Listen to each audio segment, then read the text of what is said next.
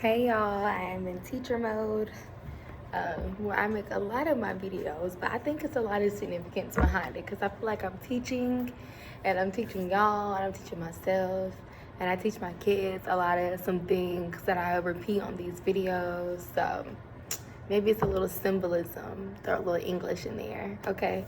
Um, behind making these videos at school. So I just wanted to come to y'all and talk to y'all today about bags. And I was just thinking about, like on my ride this morning, I was like, I'm gonna make a YouTube video. And like, God places it on my heart to make YouTube videos at very random moments. And a lot of times I run from them.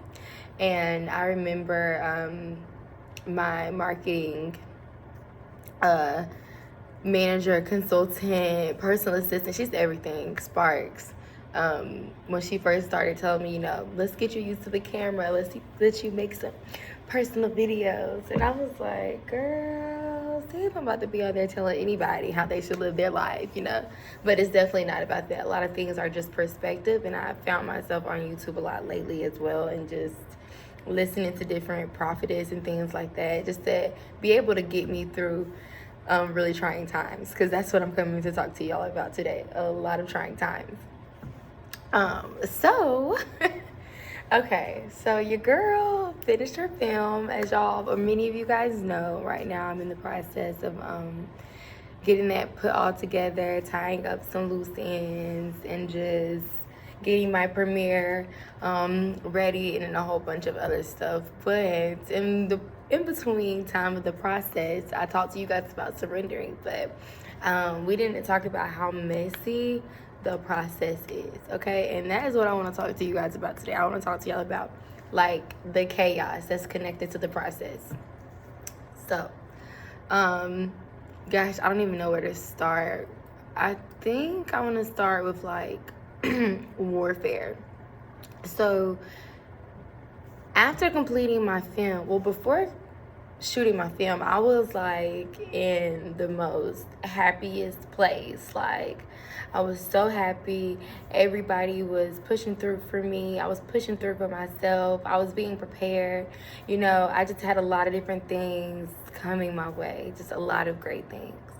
Right after the film finished, I literally was going through a lot. So I started feeling like I was getting pulled on from above, and then I feel like I was getting tugged on from like the natural world. So, I was becoming doubtful. I was becoming fearful.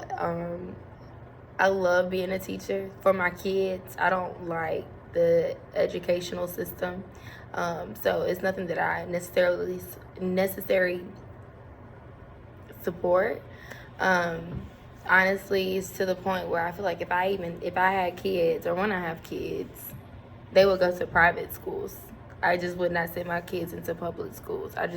It's just something about it. I don't like what I'm seeing as a teacher. I just, you know. But shout out to all the real teachers out there, because it's hard out here teaching during a pandemic. But I was in a great place. I remember before the summer was out, I literally hated teaching, and I was like so mad, so upset. I'm like, God, I trusted you all the way up to this point, and you mean to tell me I'm gonna get to this year of teaching and I hate it? Like, why didn't you tell me that, right? And I'm like, okay, I'm here. So I had to like recenter myself and remember why I even became a teacher, just, what my purpose was here for. And sometimes like we have to be reminded of the reason why we're here, right? Because I can remember sitting in summer school one day, and one of my students were struggling with comprehension and about, George Washington, whatever, being this man who basically shows you like you don't have to come from a lot to be a lot, right? And he just couldn't understand it. And I broke it down to him in NBA young boy terms, and he was like, I get that. And I'm like, I know you get it, because I'm that teacher. I can break anything down to you for you to understand, right? So I will have that nice, gentle reminder of why I'm in the building, why I'm a teacher, why I'm doing the things that I'm doing. And then I start to produce my film, and school starting back, and I'm just unhappy again. But that's the test, right? Because I'm wanting something like so much greater, literally. Like I'm wanting, I can't even like voice my plans right now, because anytime you like voice things too soon, it just starts to get tampered with. So I'm not going to voice my plans, but let's just say my plan isn't this plane that I'm in, or the seat that I'm sitting in right now, right? It's a seat, but it ain't a teacher seat.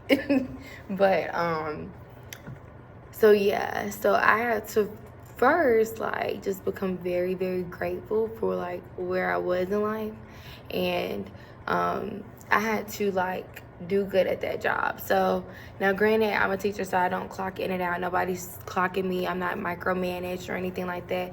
But I had to be like intentional about coming to work on time, and I had to be. Why is my little buttons, y'all? It's just like doing the most down there. But I had to be intentional about coming to work on time, having lesson plans out, giving my all to my students, teaching, just because I have someone that works for me, and I want them to be able to give me that all as well. So I want to give it in return, So that's one thing, just being grateful and being humble where you are. Once I got over that step, and I'm like being content and okay with being back into the school building, then I feel like every relationship in my life was being tested. This is very transparent. Me and my closest friends, we don't argue. Do we get aggravated with each other? Yes, we're human beings, but we don't argue. And in the last couple of months, two of my best friends, I had to literally go through something in our friendship. And it wasn't anything that's like, I'd never be that big friend again. Like, no. But we just had to literally like accept the growing us, the changing us, because we're like women now and not teenagers anymore. So we just had to readjust to each other. And I'm learning that's always needed, right? And not expecting you from people, but exactly who they are, because that's why you're their friend, right? Because of who they are. So you're expecting them, you're not expecting you. So I had to make a lot of relational adjustments, not just friendship wise, also with guy friends. I remember it was a time where I had to sit down and have a talk with some of my guy friends, and it was so uncomfortable, and I didn't want to say anything, but it's like, no, like it's not just a girl thing, or maybe it's because I'm the girl factor in the guy friendship or whatever, but I had to have, certain little talks with them. So God was definitely like taking me through these stages and relationships with people where I had to just go fix stuff. I had to fix things. I had to forgive people. I had to let old hurt go. So it was very messy, because if you know me, I'm I will cut you off. I will not talk to you. I will run from you before me and you have to address what we need to address. I haven't always been like that, but a lot changed me in college. So I started adapting to where I didn't know how to really manage my emotions and my feelings. I didn't know how to express them in the healthiest way.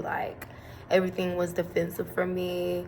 And that's literally physically and mentally, I was on the defense at all times. So, I could feel myself changing. And I just remember after seeing or after my film, and I keep saying after my film because this is literally I'm putting a time frame on when I'm seeing myself change. Literally I'm going from birds, my best friend, she'll call me Ashanti because I'm a hopeless romantic. I'm all for love. I'm singing baby, baby, baby. I'm all there with it, right? And then I'll get into this mood where now I'm not feeling Ashanti. I'm feeling like Mary J, your child vibes. I'm all there with it, okay? So if you guys follow me on IG personally, you'll see me and my best friend make jokes about that, but it's true because I literally have to gain control again, because it's always a constant work, and I would beat myself up for felt like I wasn't in that space anymore that I was before my film, and where I am now. But you know, my best friend always gives me a great reminder. She's like, you're working a muscle. Like, you know, you're working that muscle. And she's right. And it's like, why don't I know that I'm a teacher? Like, my kids, I know they're not going to get it. It takes them 2 weeks to get things and master things. Shit, a month. And I'm like, why don't I understand that? Like, why am I so hard on myself, right? So that was one thing. So the process has been very messy. The only thing that I do say is don't cut off people in your mess. Don't be out here trying to be the connoisseur of who should be in your life or not. Don't do that. Let God work all of that out, right? Like, just let him do it. Let him do it. Let me tell you something. Me in like an intimate romantic relationship is like all fun. I have fun. Let's just say I have fun. But it's like when I'm sweet. But when I'm sour,